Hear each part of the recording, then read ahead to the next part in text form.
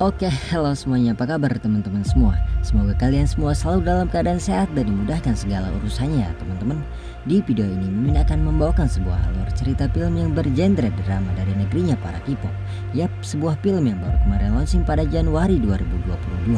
Singkatnya teman-teman, film ini menceritakan seorang wanita cantik yang mengorbankan hidupnya untuk membalaskan dendam kepada si penghancur hidupnya di masa kecil. Well, seperti apakah keseruan filmnya? Dan inilah filmnya.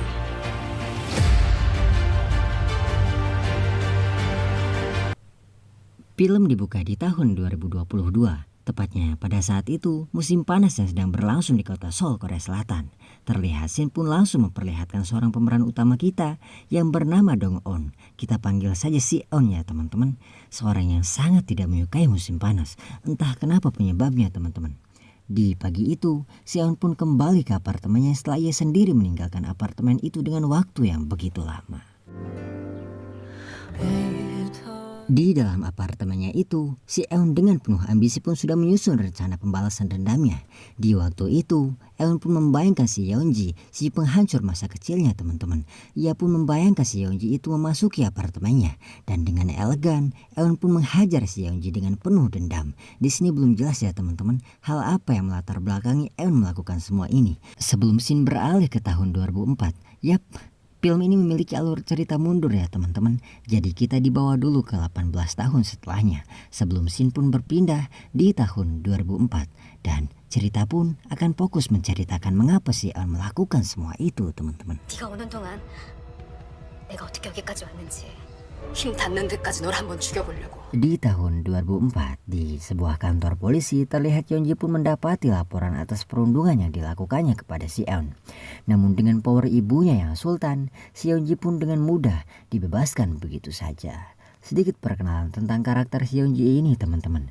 Seseorang yang serakah dan selalu menghalalkan segala cara untuk mengontrol hal yang dia inginkan dengan uangnya. Juga di kantor itu, terlihat kelompoknya si Yeonji pun tidak ketinggalan sama mendapati laporan dari si Eun. Sedikit info tentang gengnya si Yeonji ini teman-teman. Ada si Sarah dan si Jaejun, teman asli Yeonji yang sama memiliki orang tua yang kaya. Juga ada si Hyojung dan si Myung-oh yang hanya dijadikan penyuruh ketiga bocah itu, bahkan korban dari perundungan ketiga aksi bocah itu. Dan setelah 5 bocah itu pulang teman-teman, Pak Kim wali kelas Eun pun datang untuk menjemputnya. Namun sebagai guru seharusnya Pak Kim ini bisa membela si Eun ya teman-teman. Tapi karena sudah dicekokin duit ibunya si Yeonji, si kampret ini pun malahan memarahi si Eun. Yang sialnya, ia bisa menahan hal itu karena di kantor polisi. Di luar rumah Yeonji sebelum ia masuk ke rumahnya, ia pun mendapati omelan dari ibunya yang sudah membuatnya malu pakai masuk polisi segala tadi kan teman-teman. Dan karena itu, Yeonji pun kesal dan berniat untuk memberikan lagi pelajaran kepada si Eun. Di keesokan harinya di gedung gimnasium tempat perundungan geng Yeonji teman-teman, terlihat Eun pun kembali mendapati perundungannya semakin brutal ketika catukan rambut ditempelkan ke tubuhnya. Dan hal itu yang dilakukan sebagai peringatan karena telah berani melaporkan geng Yeonji ke polisi. Yang sialnya nih teman-teman, meski si Eun itu teriak minta tolong sekenceng-kencengnya, geng Yeonji pun sudah mengatasinya dengan memegang kunci gedung itu yang mereka dapati setelah mencumbui gurunya. Parahnya lagi nih teman-teman, ketika Eun menanyakan hal apa yang membuat mereka tega melakukan ini kepadanya, lalu Yeonji pun dengan tidak punya hati menghina dan merendahkan si Eun yang hidup sebatang kara. Juga dengan teganya, Yeonji pun kembali melakukan aksi rundungnya. Dan setelah ia puas teman-teman, ia pun menyuruh si Myung-oh untuk mencumbui si Eun. Dan setelah kejadian itu teman-teman, Eun pun mendatangi sebuah UKS untuk meminta obat luka bakar. Tapi karena si suster yang terus bertanya untuk apa dan melihat bercak darah yang membuatnya respect dan menanyakan siapa di balik pelaku perundungan ini. Tapi di saat Eun takut menjawabnya teman-teman, si psikopat ini pun muncul dari balik tirai dan mengakuinya dengan tidak ada rasa bersalah sedikit pun. Bukan manusia kayaknya ya. 내가 다시 걸게. 전에도 제가요. Masih hari itu ya teman-teman, di malam harinya Eun pun pulang setelah kerja paruhnya untuk memenuhi kebutuhan sehari-harinya. Namun ketika ia memasuki kosannya, Yeonji dan kawan-kawannya pun sudah standby menunggu si Eun. Di sini si Eun pun kembali mendapati aksi perundungan itu teman-teman. Bahkan lebih parah dengan gosokan yang ditempelkan di tubuhnya. 다리도 예쁘네. Dan setelah kejadian itu teman-teman, Eun pun pergi ke sekolah untuk mendatangi suster yang sudah dipecat karena perbuatannya si Yeonji. Dan karena lelah dengan keadaannya begitu menyakitkan, Eun pun berniat untuk bunuh diri. Yang untungnya hujan pun menyadarkannya untuk mendinginkan luka-lukanya itu.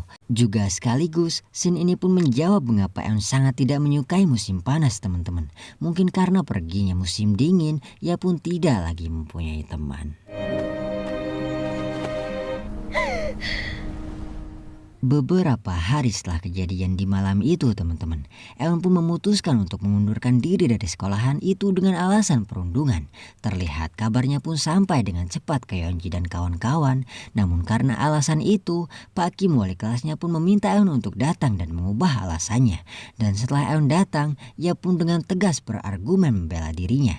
Awalnya Pak Kim pun menjawabnya dengan seolah-olah perkataannya itu bagai binatang yang tidak tahu diri teman-teman.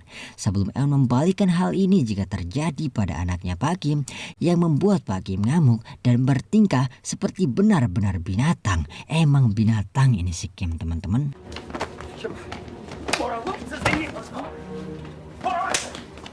Beberapa saat setelah kejadian itu teman-teman, Shin pun beralih ke toko pangkasnya ibu dari Eun. Terlihat si ibu pun mendapati telepon untuk menemui Pak Kim soal pengunduran diri anaknya. Dan setelah mereka bertemu, Pak Kim dan ibu Yeonji pun menyogok ibu Eun dengan uang 1 juta won untuk mengubah alasan keluarnya Eun. Dan karena emang si ibu ini seseorang yang begajulan ya teman-teman, ia pun dengan mudah menandatangani surat itu. Juga diperparah dengan ibu Eun yang sedeng mengosongkan tempat tinggal Eun yang membuat Eun hanya bisa istighfar teman-teman. 혹시 몰랐어?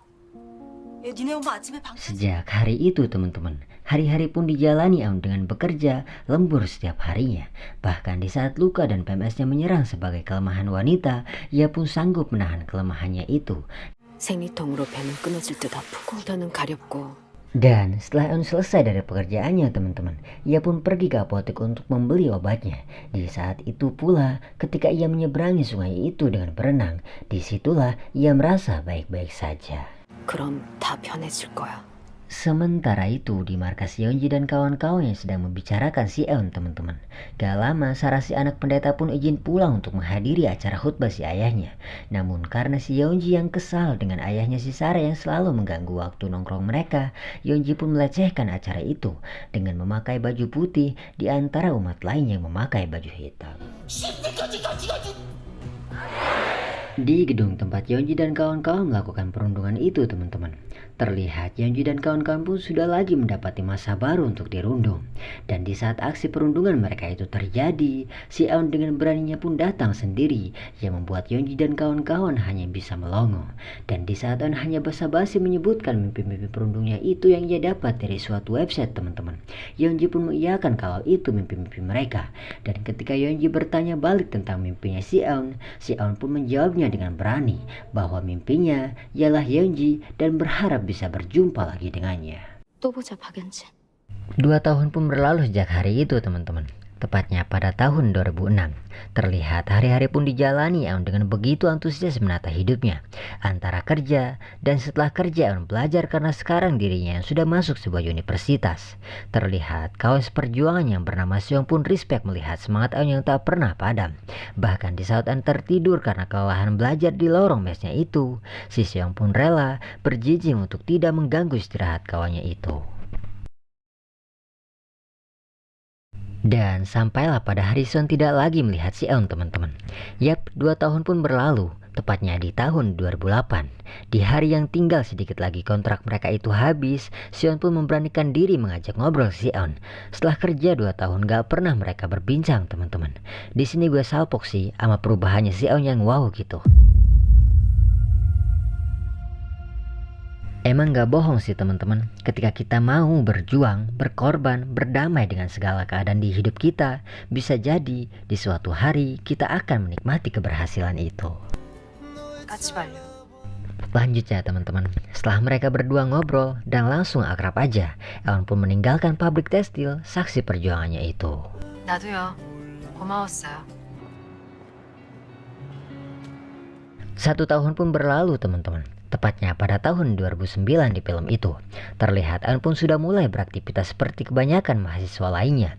Namun yang berbeda dari Eun teman-teman, ia pun mendedikasikan semua perjuangan hidupnya itu untuk meraih mimpinya yaitu Yeonji. Juga terlihat Yeonji sekarang di film itu yang sudah menjadi seorang pembawa kabar cuaca di salah satu stasiun TV. Dan semua alur cerita ini pun diceritakan Eun yang sudah menjadi guru untuk anaknya Yeonji, yang sama aja gak jauh dari pohonnya, alias taunya duit aja duit. Dan episode 1 pun ditutup dengan Yeonji yang masih merancang pembalasan dendamnya itu. 여러분, Well, gimana menurut teman-teman semua tentang episode 1 ini? Menurut Mimin sih Mimin masih belajar dan perlu masukan dari kalian. So, jika suka dengan konten Mimin, jangan lupa like, share ke teman-teman, and subscribe. Gua Mimin izin pamit dan nantikan video terbaru dari channel ini. Sampai jumpa di alur cerita film berikutnya.